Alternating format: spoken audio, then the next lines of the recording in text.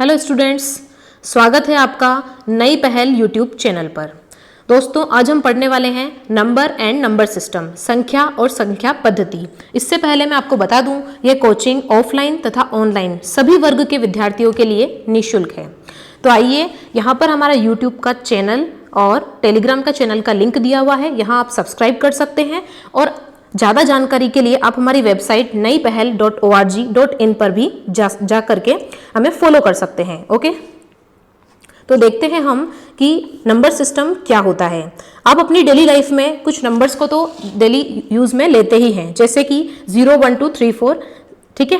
तो 0 to 9 ये हमारे अंक होते हैं और अंकों से मिलकर के हमारी संख्या बनती है। जब हम दो या दो से ज़्यादा अंकों को लेते हैं तो उससे हमारी बनती है संख्या, ठीक है। तो इसमें 10 संकेतों का प्रयोग होता है।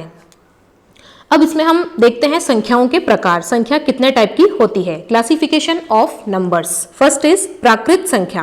प्राकृत संख्या क्या होती हैं? जो हम नेचुरली प्रकृति में यूज में लेते हैं डेली लाइफ में, जैसे 1 से 2, 3 एंड सो ऑन, और ये जाती है इनफाइनाइट तक, अनंत तक ये संख्याएं चलती हैं। तो इसकी सबसे छोटी संख्या होती है 1 और सबसे बड़ी संख्या होती है जिसे हम ज्ञात नहीं कर सकते हैं। इसे हम इंग्लिश में नेचुरल नंबर्स भी बोला करते हैं, natural numbers. Okay, next is पूर्ण संख्या। पूर्ण संख्या को हम इंग्लिश में बोलते हैं होल नंबर। दोस्तों, पूर्ण संख्या और प्राकृत संख्या में यह अंतर होता है कि यहां पर 0 एडिशनल ऐड हो जाएगा। प्राकृत संख्या होती है 1 to इनफाइनाइट, और जब हम इसमें 0 सम्मिलित कर देते हैं तो यह बन जाती है हमारी पूर्ण संख्या। ओके, नेक्स्ट सम संख्या और विषम संख्या, मतलब even and odd number. Even number and odd number ये आधारित होते हैं 2 से डिविजिबिलिटी पर, यानी कि अगर किसी संख्या में 2 से पूरा भाग जाता है तो वो कहलाती है हमारी सम संख्या। ओके, और 2 से पूरा भाग नहीं जाता है, यानी कि शेषफल 0 नहीं आता है, तो वो होती है हमारी विषम संख्या। इसके अलावा हम ये भी देख सकते हैं, जैसे कोई बड़ी संख्या हमने ली 5, 6, 2, फॉर एग्जाम्पल हमने लिया है 562 नंबर। अब हम इसका इकाई का अंक देखेंगे, ये है 2। तो 2 में 2 से भाग पूरा चला जाएगा, इसका मतलब ये होगी हमारी सम संख्या, ठीक है। इसके अलावा हम नेक्स्ट संख्या लेते हैं 563। यहाँ पे हमने इकाई का अंक देखा, ये है 3, लेकिन 3 को 2 जो है पूरी तरह से विभाजित नहीं कर पाएगा, अतः यह संख्या कैसी हो जाएगी? विषम संख्या। नेक्स्ट इज भाज्य संख्या और अभाज्य संख्या। नाम से ही हम पता लगा सकते हैं, भाज्य संख्या ऐसी संख्याएं होती हैं जिसमें स्वयं और एक के अलावा किसी दूसरी संख्या का भाग जा सके, वो होती है हमारी भाज्य संख्या, ठीक है।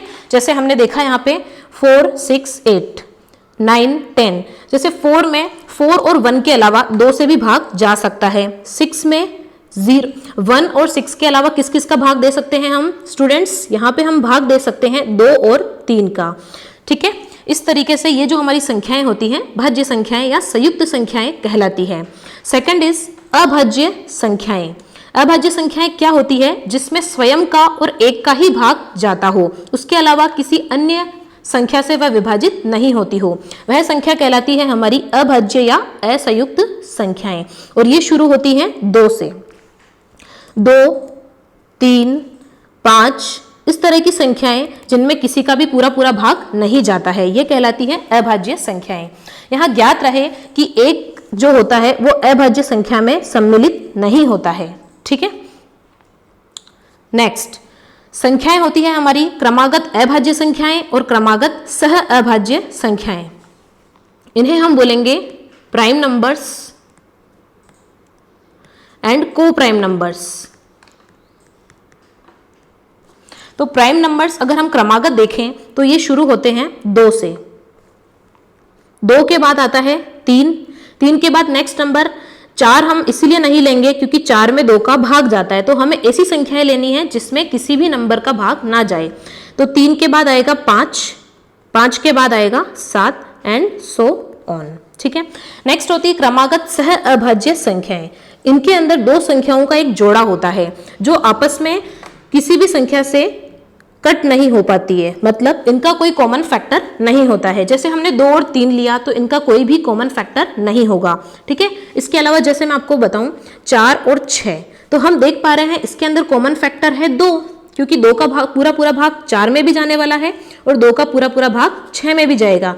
लेकिन यहाँ पर इस केस में ऐसा कोई भी नंबर नहीं है जो कि पूरा भाग चला जाए, जिस किसमें 2 और 3 में। अतः 2 और 3 का जो जोड़ा है वो क्या कहलाएगा, सह अभाज्य संख्याएं। इसी तरीके से हम देख सकते हैं 3 और 5, इनके अंदर भी कोई भी कॉमन फैक्टर नहीं है, ठीक है।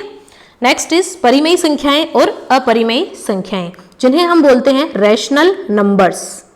इन्हें हम बोला करते हैं rational numbers and irrational number. परिमेय संख्याएं और अपरिमेय संख्याएं की नॉर्मल परिभाषा आप लोगों ने पढ़ी होगी कि P/Q की फॉर्म में होना चाहिए परिमेय संख्याएं, जहां पर Q की वैल्यू जो है 0 के बराबर नहीं होती है। किसी भी संख्या में हर, इसे बोला करते हैं अंश और इसे बोलते हैं हर, कभी भी हर की वैल्यू 0 के बराबर नहीं होनी चाहिए। यहाँ पर P और Q दोनों ही इंटीजर संख्याएं होती हैं। इंटीजर यानी पूर्णांक।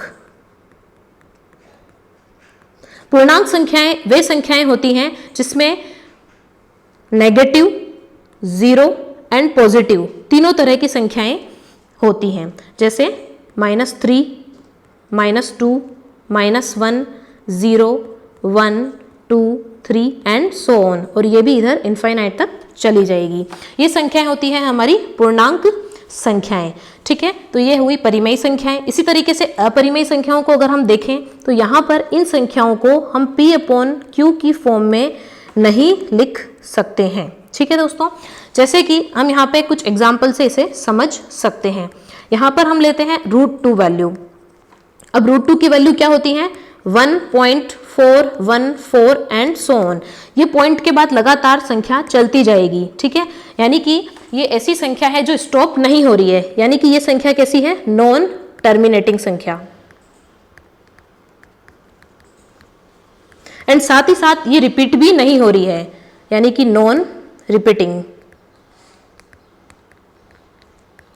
तो सीधा सा कंसेप्ट है परिमेय और अपरिमेय संख्याओं में अंतर पता करने का कि ये संख्याएं जो होती है सारी की सारी नॉन रिपीटिंग और नॉन टर्मिनेटिंग होती हैं, ठीक है। लेकिन परिमेय संख्याएं जो होती हैं वो या तो उसमें रिपीटेशन होगा या फिर इसके अंदर ये संख्याएं जो है वो टर्मिनेट हो जाएगी दशमलव के बाद में। इसका एक एग्जाम्पल देखते हैं, 1/3। 1/3, ठीक है। 1/3 की वैल्यू क्या होती है, सभी जानते हैं 0.333 एंड सो ऑन, ठीक है। तो हम यहाँ पे देख पा रहे हैं कि 3 का यहाँ पे क्या हो रहा है, रिपीटेशन हो रहा है। तो जहां पर संख्याओं का रिपीटेशन होगा, पुनरावृत्ति होगी, वो संख्याएं क्या कहलाएगी, वो संख्याएं कहलाएगी परिमेय संख्याएं। अदरवाइज जिसमें रिपीटेशन नहीं होगा और साथ ही साथ टर्मिनेशन भी नहीं होगा, ठीक है, वो संख्याएं कहलाएगी अपरिमेय संख्याएं। अपरिमेय संख्याओं के कुछ और उदाहरण हैं, जैसे पाई होता है, ई होता है, ये भी अपरिमेय संख्याओं का ही एक रूप है। और परिमेय संख्याओं में बाकी सारी संख्याएं आती हैं जो इंटीजर्स होती हैं, हमारा होल नंबर्स होता है, ठीक है, पूर्ण संख्याएं जो होती हैं और नेचुरल नंबर्स होते हैं। सारी संख्याएं जो हैं वो परिमेय संख्याओं में ही आती हैं।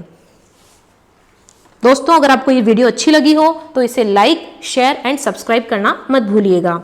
Thank you, bye bye.